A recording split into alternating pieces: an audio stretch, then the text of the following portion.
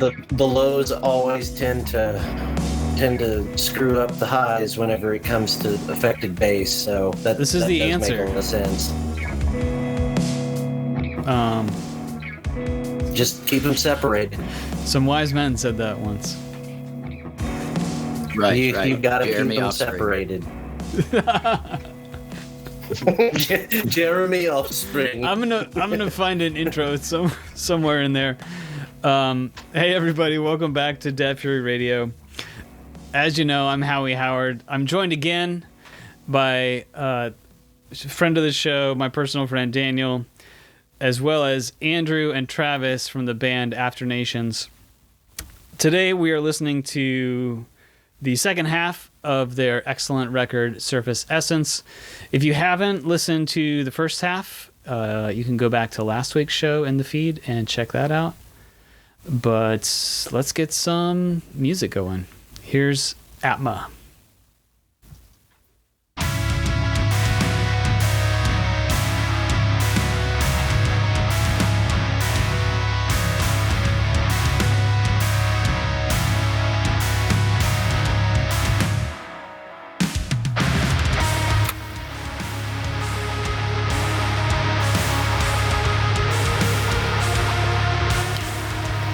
So Andrew, I remembered a question I had in my mind earlier, which is, when you write music, what does the very first step look like? What's the first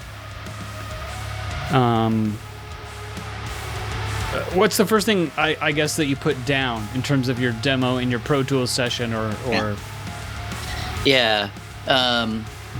One of two things. If I am starting with like a drum accent pattern, I will have just a kick and a snare just sitting in like a basic like Superior Drummer patch. And if I'm feeling a certain accent pattern, I will, like on my MIDI keyboard, right, just assign those two keys and just bang something out. But if I'm doing something that is more pitch related, believe it or not, it's almost never guitar. I will use my guitar, but I will run it through the Digitech whammy pedal with the octave down, and I'll use that to figure out like where's the pitch center of this thing, and if I'm going to be in a mode like my scale, what is the first color that's not the tonic, that's not the one that is putting us in a color space. That's usually where things will start, which might sound like really, really, really bare and not offering a lot of inspiration. But I don't know what happens. Like, I'll sit and I will just like, sometimes I'll literally sit and rock my body and just like play a basic accent pattern until it's familiar. And then I'll start to try and do things in real time that subvert what I think is happening musically. Right. And then I'll have that in the DAW and I'll just start iterating on that and figuring out, because I no longer have to do that in real time. Right. I can start to become less a player and like a real-time, like performative sort of intelligence, and shift into being a listener. And that changes everything. Like being able to use the DAW to do that. That might sound overly obvious to a lot of people, but as Travis knows, like for the longest time, it's not the way we wrote music. So strengths and weaknesses to both sides, but it's a long-winded way of answering your question. No, and I totally get the body thing too. I sometimes find myself, my first instrument was drums, and I'll find myself tapping, usually on my chest or something. Sometimes it's a rhythm, but it's coming out of my mouth, a vocal, making drum sounds with my mouth. And it starts unconscious. I'm just doing it. I'm getting dressed or making breakfast or whatever, usually in the morning. And if it feels cool, sometimes I will demo it, just, make a voice memo or count it out and see if it actually is, seems interesting, seems something worth saving or not, and go from there. A lot of that stuff I just have in a folder at this point. I haven't done a lot of finishing with that type of source material, but I save it because it feels cool, I guess, to me.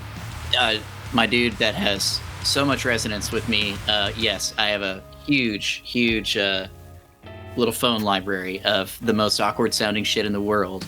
I'm sure it would just like send me over the edge if I were to actually hear some of this out loud in the wrong context. But on revisiting that stuff, it really is like a treasure trove of like really inspiring stuff. On the one hand, I don't know if you find this sometimes, though, on the other hand, you can revisit ideas that in the moment felt really embodied and exciting, and you can come back to them, hear the exact same thing recorded, and there can be nothing there. Like, you can feel nothing. It's a deeply frustrating thing. Yeah, it can go both ways for me, at least. Sometimes it's that, and sometimes it's something that felt almost not worth saving, or even felt worth saving, but I saved it anyway. And then a year later, maybe that's the one that clicks. Yeah. Well, I mean, just in my personal experience, I love having the duds still in the library, because sometimes you need something dumb. You need something like kind of just mundane, but to add a little spice to it, and maybe whenever you like force it into the context of something that is passionately good, like it's just nice to have for posterity's sake, you know, years down the line even. I completely agree, and it reflects this increasingly strong like belief and practice that I try to aspire to, which is like songwriting less as an art and more of a craft. And what I mean by that is like you just show up and do it, right? You show up and bang writing out. You do it consistently in order to like stay sort of on top of your technical aptitude. But exactly what Daniel's saying, like stuff can come out that may be seemingly mundane or not the most polished thing, but like it's all fodder for creativity, and it's all nurturing, I think, some other creative aspects of ourselves. So it's like just that aspect of showing up is just invaluable. Yeah. Practicing. Slight turn here, but I was listening back to like some of the older material, like Wake of the Mendicon, and like, of course, I talked to you about this probably a couple years at this point ago, about your change in guitar production, moving from, you know, just moving air to neural DSP. Were you still using neural on this album? Yeah, more like trying to dial in, not a necessarily wholesale different tone, but like, I don't know if you guys feel this way about your music you're writing, your finished like products, so to speak, out in the world, but like so often I feel like I finish something and it's never quite where I want it to be, right? Like I'm reaching for something, I have a clear idea in my mind, but I just don't have the skill set or the budget to quite get it there. So it's like this gradual process of iterating and moving towards it, with where time allows you to do that. Definitely. I think of it, that used to really frustrate me. I've developed over time a better relationship, I think, with that feeling, which is aiming for personal best. That comes from I was a runner in high school and was fortunate to have good coaches who encouraged us to focus on that. And, you know, after a lot of years of frustration, I realized I could apply that to my music and take some level of satisfaction with achieving, you know, personal bests.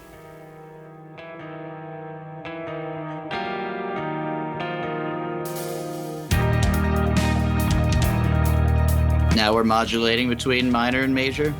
Here we go.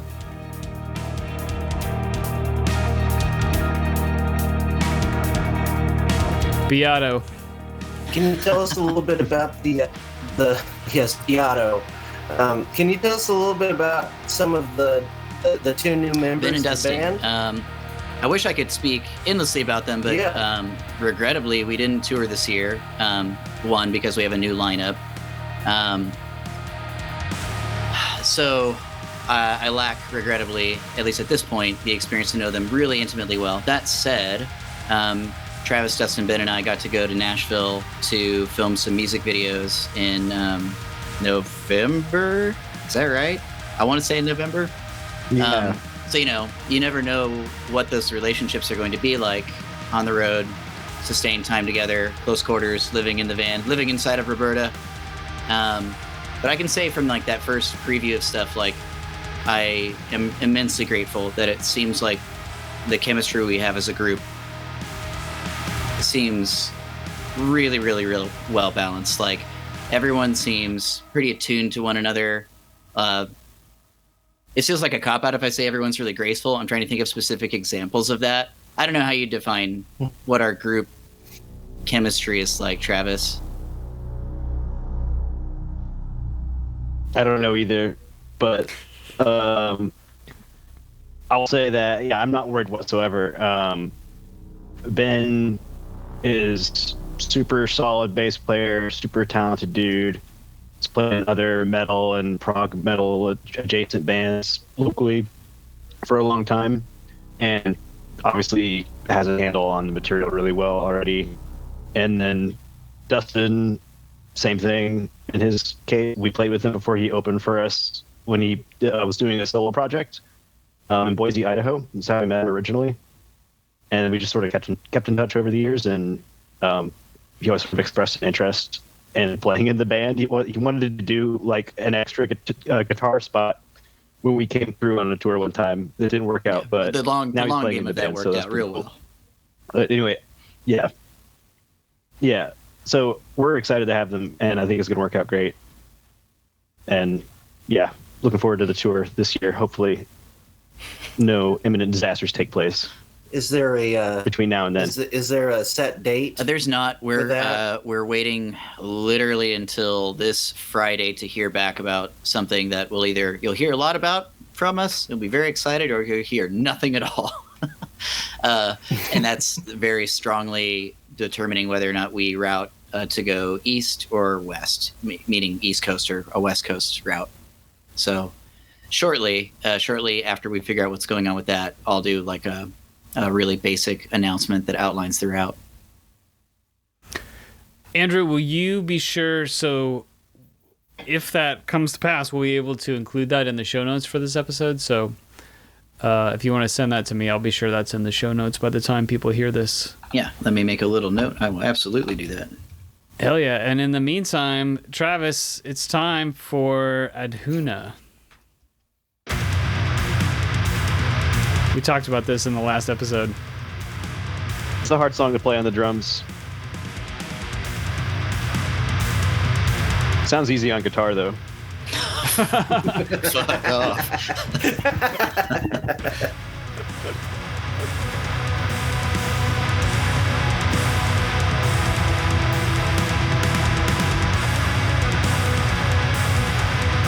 I will say, echoing something Travis shared in the last episode, I think all of us have our own ways of like learning this stuff and getting it down, but it ultimately almost always on an individual level consistently looks like you just sort of internalize it to the point where I assume most of us, like, there's no counting, right? Like there's no, it's like a fully embodied kind of walking through memory sort of thing, which is absolutely essential. And if you happen to realize you're riding the horse, so to speak, and think about riding a horse while you're playing shit like this, like, I don't know, I'll speak for myself in this regard. I fall off it. You know what I mean? If I start to actually contemplate what it is I'm doing midstream, it's not going to be good.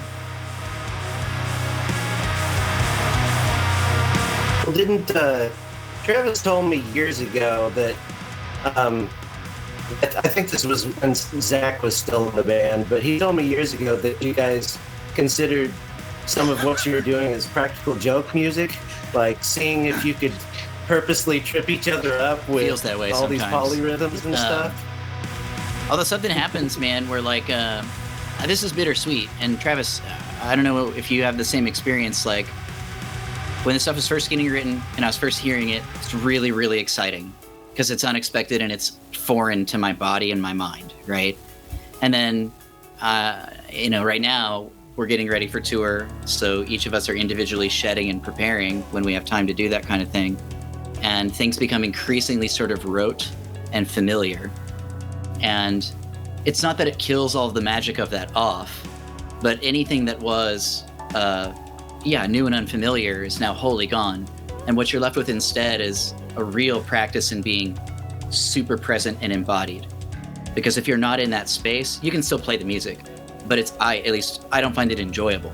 It very much has to be of the moment. So if I detect myself thinking about anything, it takes me away from the space that the music now exists as an enjoyable possibility. That's a terrible sentence. I'm sure I can find a better way to say that. Well, so that brings up, I've been wanting to ask this for a bit, for anybody who's got nostalgia for your older stuff, does that explain kind of why, like, as long as I've seen you guys since 2021, or 2012, sorry, since I've seen you guys back then, it's always been the new stuff. The live show is the album and the new stuff. There's no looking backwards. Is that because you feel, I don't know, tied down to the permanence of the music and there's nothing fresh about it? That might be an unconscious part. I'd have to sit. That's a really good question. I'd have to sit and reflect on that. My knee-jerk response to that, I think, has something to do with like the immediacy of playing something. So yeah, I want to play something that's new and something that's fresh. But if I go back like an album or two, like if we go back to Endless Mountain and I start comparing this headspace to that, I don't want to play the Endless Mountain because this feels like an iteration, an improvement, and a growth, an expansion upon everything I was trying to do in that album. But if I go back 2 albums, this is strange. If I go back to Constellate, I'm almost positive it's Constellate. It'd be very embarrassing if I fuck that up. The album before that. Now, so much time's passed and I'm in such a different headspace. It's like hearing fucking Aliens music. And so it's deeply intriguing to me. And it's simultaneously intimidating because I'm like, I don't want to relearn that shit. But you touched on a grain of truth in all of that, which is like, music is a very present of the moment thing for me. So what I'm writing is where I'm at right now. What I want to be playing is the newest thing. And I want to keep growing and experiencing and expressing in the present. So that will probably keep moving forward to a point. Unless, at some point, if people like demand to hear a song. That's happened one time. I'm pretty sure, yeah. So you're not ruling it out, but it's just not a strong likelihood you're going to be playing anything off of Mendicon, right? Super, super duper unlikely. Also, new lineup would kill us. They'd fucking kill us.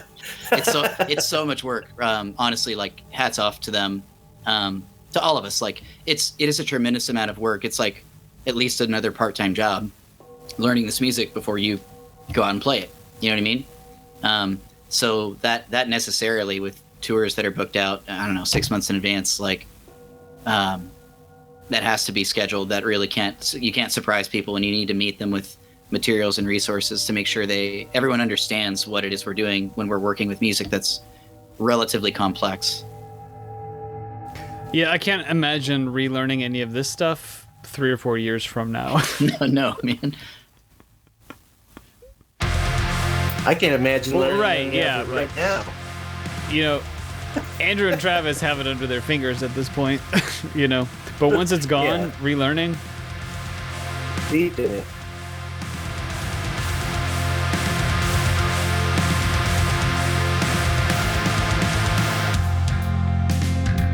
So with the last song on the project, Saram. Yeah, it's another Sanskrit term. This is the end of the namesake of the album. It means essence or core.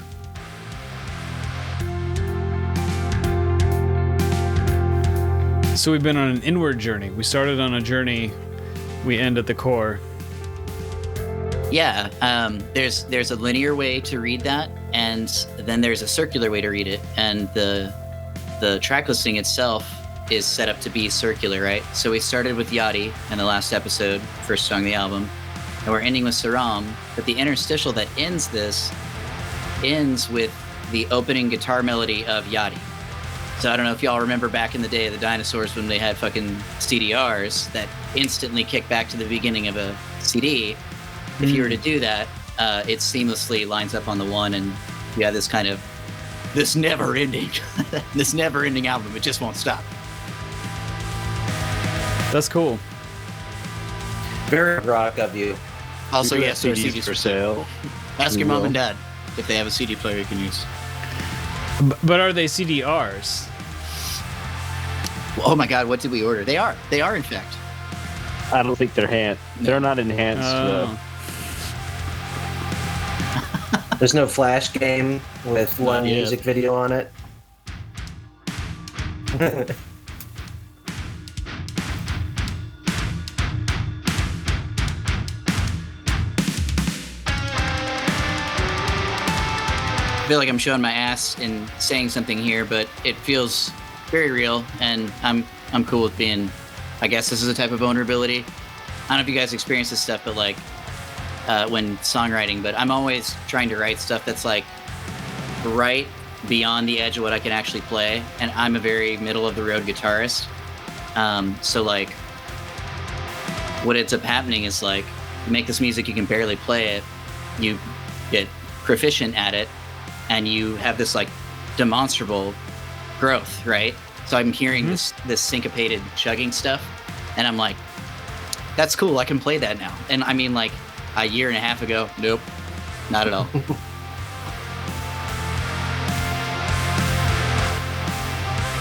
Well, so you're on this trajectory. You're getting metalized, even more metal than you were in the past. Is this an aspiration, or do you have other stylistic aspirations that you envision on down the Not road consciously, for this project? like none that I could explicitly call to mind. I still am really fascinated with this space of setting an expectation of time, like you're hearing something in time, and that thing subverts your expectation. So you arrive somewhere that's very unexpected, but it sounds inevitable. Like you should, that it just is like the logical conclusion of what was happening there. And there's a lot of fuckery involved with time to make that it's not an illusion, you know? It really is based on our expectations of 4/4 time and patterns of repetition. But that means, as a listener, anyone writing music is always the frame of reference for, I didn't expect that, right? It's a matter of learning how do you intentionally write stuff that fucks with your expectations, and then even start to problematize, like, are there other layers of those expectations that I'm unaware of? You know what I mean? I'm getting right to the edge of my ability to conceptualize abstract songwriting, so I'm gonna back away from that edge before I fall off it. Well, we're True, only it's questioning reality at this point, so.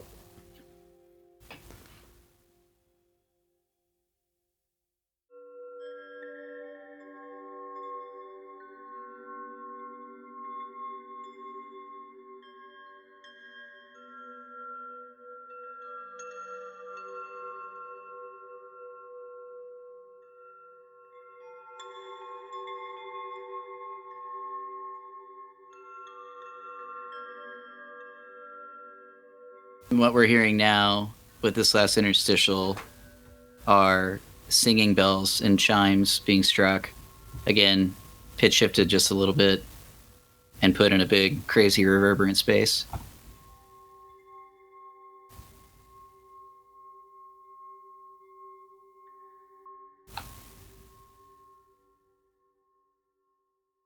Before it all wraps up, I was wondering, since I'm kind of a delay slut, is were you finding it a lot of inspiration from any specific reverbs or delays for creating sound stages and the spaces? Showing my ass here too. I love FabFilter. I fucking love FabFilter as a company. They make musical tools that you do not have to fuck around with. They're deeply intuitive, they're technically sound, and they explain all of their technology like very thoroughly. So the FabFilter reverb, I have no idea what the hell it's called. But man, you can do so much with space. So I apologize if that doesn't slate your thirst there for that, but that's the big driver. Well, are you still using that Boss delay though? I am actually, yeah. So Like there when is tracking? analog delay Okay. coming from that DD20 on like lead melodies that have that, which is a mixed bag, you know, for editing. because you have this perfect DSP signal that you Yeah. have ruined effectively. So you really got to commit to what's there. But yeah, there is a little bit of that touch of analog gear in there.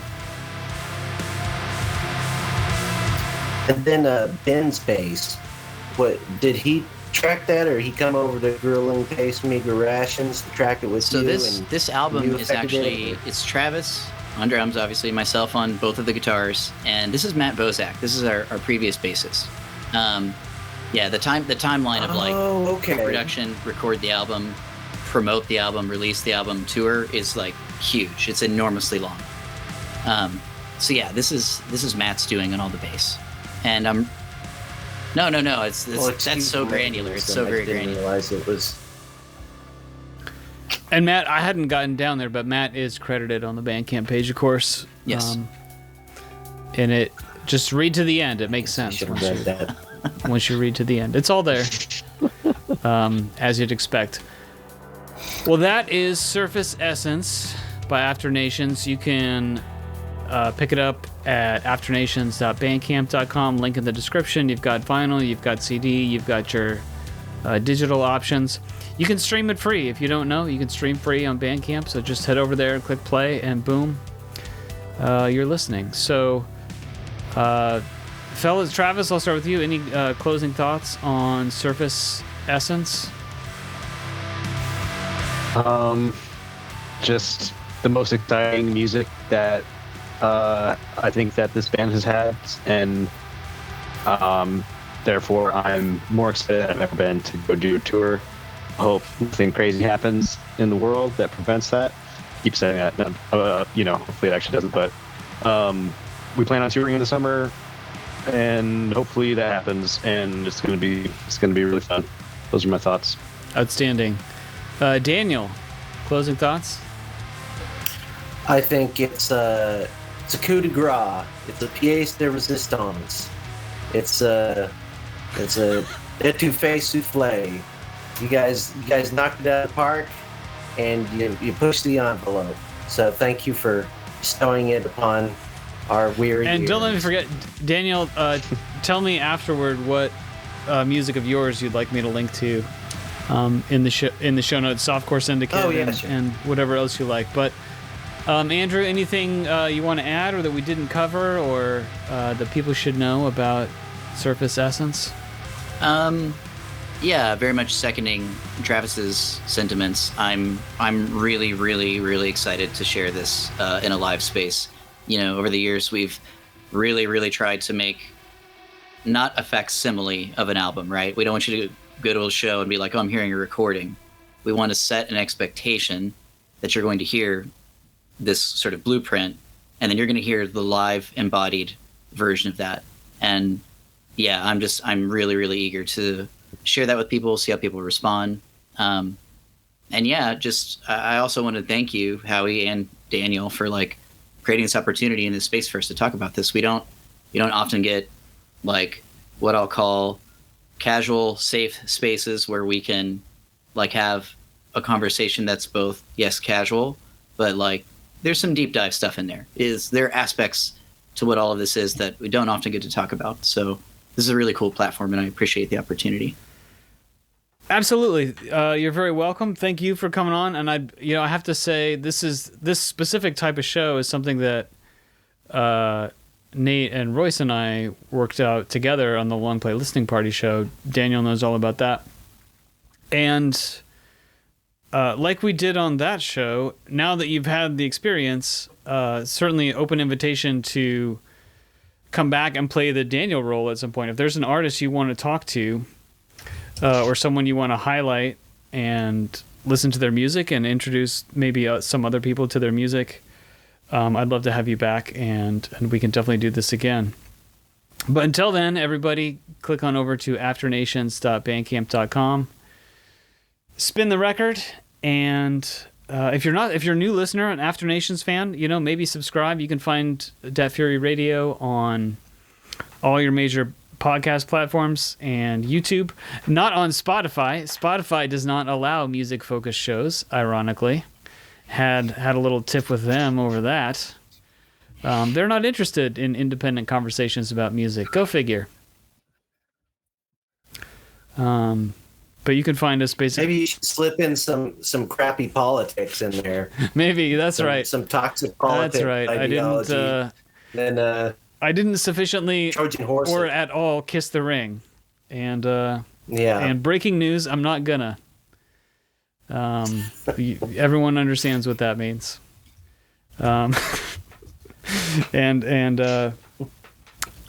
sure no argument on that from my friends over at Datura Records, who are also involved in this show.